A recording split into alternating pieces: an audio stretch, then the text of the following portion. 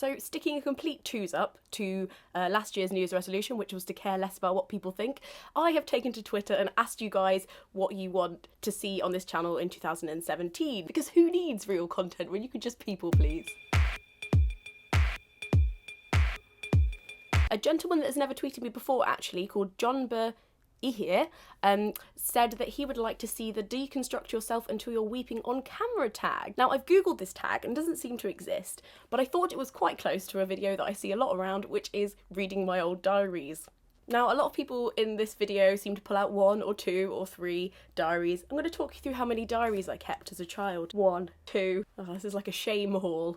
3, oh my god, that one's great. 4, 5, 6, 7, 8. I've even got a legal disclaimer on this one. Keep out. And if you weren't sure of my intentions, this one's got a quote from Proust on the front because I'm deep. 10, 11. That was my stamp collecting phase. 12.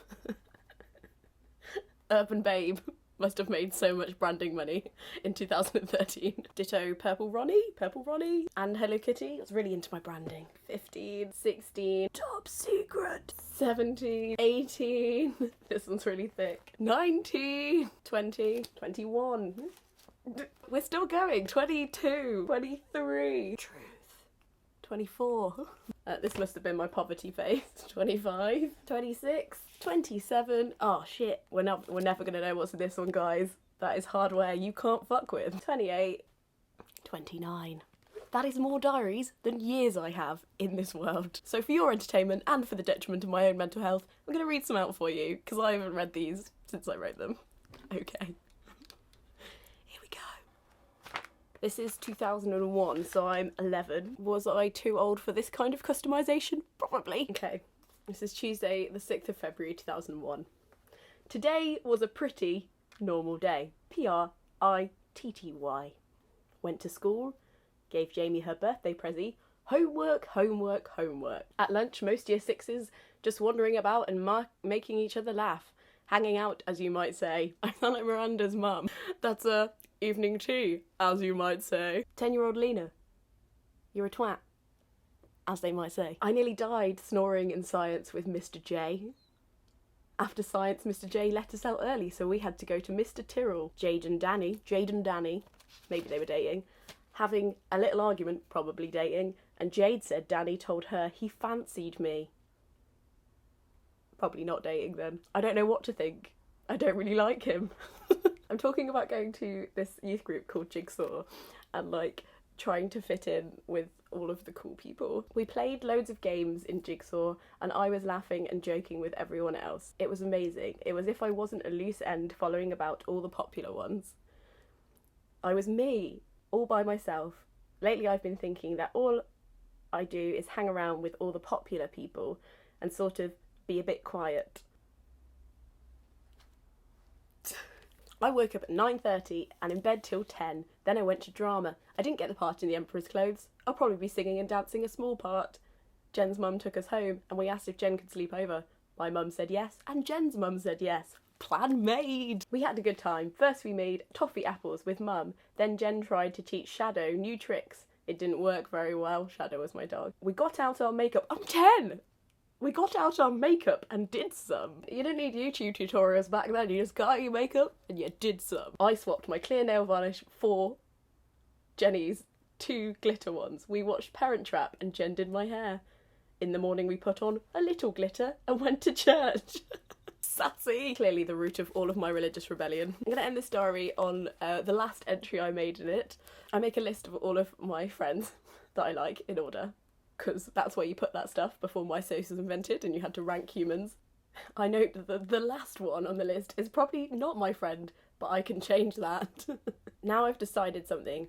I'm being myself. People who mind don't matter and people who matter don't mind. Okay, I'm gonna do something fun now. Bye. P.S. Tell you about B-Day and party later. And then I ghosted myself. I am literally a fuck girl. Did not deliver on telling myself about my own party. This is an excerpt from January 2004, so I'm 13. Literally nearly snooded off in maths. Well, that's becoming a common thread, isn't it, Lena? Had my eyes closed and everything. Luckily Em was there to bring me back to reality. Science was okay, I suppose. Apart from the gross factor, it was fun.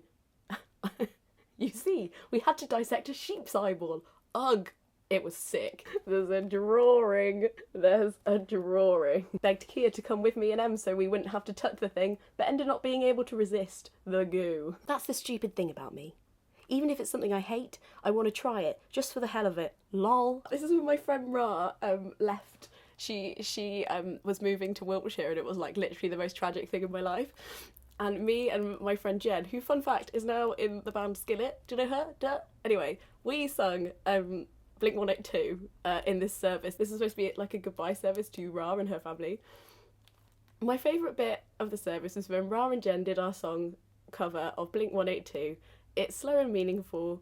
Whenever I hear it, I will now always think of Ra and Jen. Prickles came to the back of my neck as we all sang I'm Lost Without You again and again. I couldn't help feeling that there was greater meaning to this song. Yes, I'm afraid of being alone. Yes, I am. I'm lost without you. Put it in the context of Sarah, it totally goes. Yes, I am afraid of being alone. Well, you've got your wish, haven't you? John, be here, I'm already... and living out her friendship, but I know that it will make me a stronger person for it. For the 21st of February 2004, I watched Billy Elliot. V good. Bit of a slash day. That means good. Bad. Slash. This one is July 2003, so I'm 13. Look at the background of these... Can we take a moment to look at the background of this paper? Dear Diary, okay, I found a way to totally sum up the holidays so far without spending a long, boring 10 hours explaining every single emotion I felt over the past 4 days, which we can only imagine is a lot. A guide to surviving summer camp in torrential rain. Rule 1. Never paint your nails pink and drip wet varnish on the front of your magazine, because you'll sure as hell open the magazine and smear nail varnish all over your dad's prized caravan table. I speak from experience. Grave experience. I kind of love myself at 13. Rule number 2.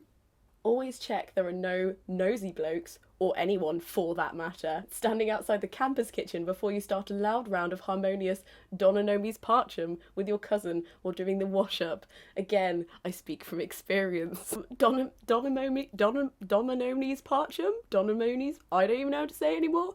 Was a Latin choral round me and my cousin used to know. Okay. Rule 3. Never ever peep under the divide between you and your cousin's tent compartments with the intention to chat to her. You may find a half-dressed Rachel standing on the other side. Cringe. Oh yes, a mortifying experience. Rule 4, never leave your wet jumper on the floor to dry. Yes, it may dry eventually, but you'll probably get splattered in the mud from Peep's feet. Oh, the painful experience. Rule 5, always know exactly where your most important possessions are, i.e. glasses. It can cause you a whole lot of worry. Seriously. I thought I'd be blind by the end of the first week. Love, Kathy. By the way, if any of you are confused, like, my name is Kathleen, and when I was younger I was more commonly known as Kathy, and now I'm more commonly known as Lena, although I answer to both. See? Kathleen. Magic. Okay, does anybody remember when the film Just Married came out? Because apparently I do.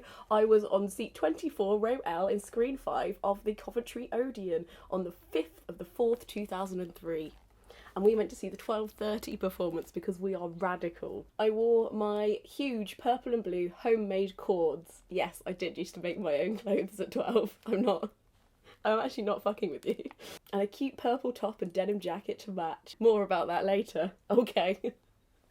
I met Emily and Catherine and Emma at the Sky Dome, along with Kirsty, who gave me a lift. Their film was hilarious. We had a laugh. Went to McDonald's afterwards and chatted loads. This big group of 15 to 16-year-olds were hanging around near our table. One of them asked me where I got my trousers from. I said I'd made them myself, and so then they asked me where I got my bag from. I told them France, and they looked a bit disappointed, but smiled at me like I was really stylish. This diary is to be noted, for my use of Sharpies on the front, but also because I put so much artistic effort into it. This is a Bible. I used to be a Christian. It's a long story, but the point is, I've got lollipops, I've got illustrations, some more Christian quotes. It's just got a great aesthetic to it. Like, there's a plaster that I used once. A cocktail stick with some quotes. Here's a leaflet from when I played Mrs. Twit in the Twits in Warwick. Legit. Illustrated Jack Johnson lyrics.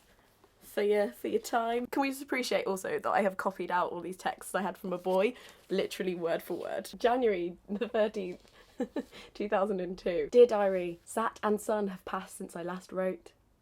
Last night I slept round Sarah's. We drew all over each other's faces with felt tip and washed it off again, of course. Such a Hermione. Piano practice is what I've been doing most evenings now. Daniel Lee is lovely. I have to act as girlfriend in the panto. Ra is dead jealous. I get to hold hands and everything. Now this is the clincher of the entry. In Monica Glen, Hector dies. Well, I'm not 100% certain. All I know is there is loads of slow motion in it and he sort of blows himself up. Here's a picture of when I dressed my brother up as a girl that I think the world needs to see. I remember this being one of my favourite diaries. Like, I would 100% buy this diary right now. November of 2002 is when I believe I actually started to get wise. 5th of November 2002. Dear Diary, puberty is such a con. Everyone wants to get there. Loads of girls pretend they've started their period before they have. Did they really do that? And half the girls in our class shove tissue up their bra to make their busts bigger and lumpy. I've even seen Jen in tears because she's jealous of everyone else's boobs, but I hate puberty. Periods for a start, blood goes everywhere, pyjamas, knickers, even with a pad on, sheets, rugs. It's so annoying. And washing. If you forget to wash 2 days running, you start to smell like a pig farm. Then there's hair. I have such great dramatic pacing, even at such a young age.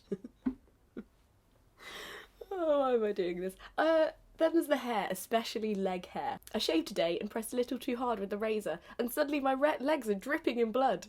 As if I haven't seen enough of that icky stuff for one day. Parents, they don't even know me.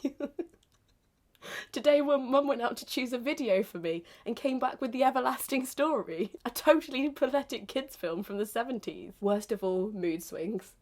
1 minute I'm really happy, the next foul, and nothing could ever cheer me up. I genuinely think that's enough for me for now. If you enjoyed this, I have a huge stack of more diaries. What's the funniest thing you've ever read back from a teenage diary? Tell me, make me feel better. Okay, Frog's Dog out.